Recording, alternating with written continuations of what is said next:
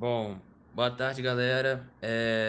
Eu sou o Gustavo e junto ao Eric e o Arthur, vamos apresentar o nosso resumo aqui sobre o problema da parada de Turing.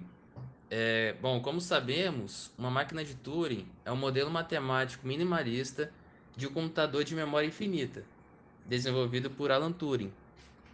E mesmo sendo minimalista, todas as máquinas de Turing podem simular umas às outras.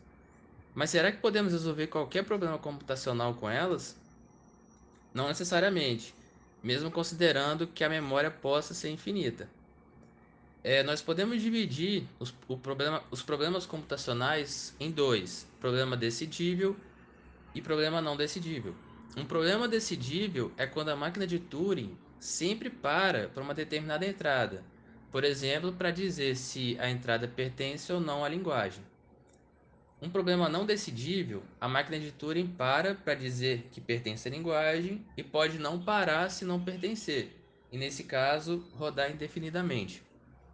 Temos um exemplo aqui que é o seguinte: vamos considerar um algoritmo recursivo que recebe um valor inteiro e tem como caso base o valor de entrada igual a 1. Caso o valor for par, dividimos a entrada por 2, caso ímpar, multiplicamos por 3. O algoritmo imprime uma sequência de números até o valor ser igual a 1. Nesse caso, podemos comprovar que, se for uma entrada extremamente grande, teremos o número 1 impresso no final, ou o algoritmo vai continuar rodando indefinidamente. A resposta é que não se sabe.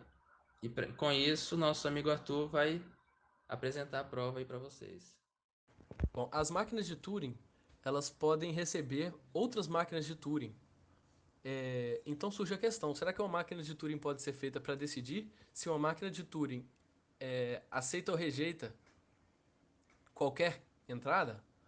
Então a gente pode fazer essa prova por absurdo e concluir que não. A prova consiste dos seguintes passos. Eu aqui utilizei a notação de letras maiúsculas para representar as máquinas de Turing e minúsculo para representar uma cadeia. Então vamos supor, para provar por absurdo, que existe uma máquina H que ela recebe uma máquina qualquer e uma entrada para essa máquina. E ela é capaz de decidir se essa máquina vai aceitar ou vai rejeitar a entrada. Então considere que você pode construir uma máquina D, uma outra máquina de Turing D, que recebe também uma máquina de Turing, e só que quando essa máquina que ela recebe aceitar a entrada, D rejeita. E o oposto também, né? Quando a máquina interna rejeitar, D aceita. Se você passar D para ela mesma, quando o D aceitar, D vai rejeitar. Então vamos entrar num absurdo.